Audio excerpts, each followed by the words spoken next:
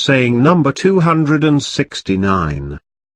Amir al-Momineen, peace be upon him, said, "In the name of Allah, the Beneficent, the Merciful." There are two kinds of workers in the world. One is a person who works in this world for this world, and his work of this world keeps him unmindful of the next world. He is afraid of destitution for those he will leave behind, but feels himself safe about it. So, he spends his life after the good of others. The other is one who works in this world for what is to come hereafter, and he secures his share of this world without effort. Thus, he gets both the benefits together and becomes the owner of both the houses together. In this way, he is prestigious before Allah. If he asks Allah anything, he does not deny him.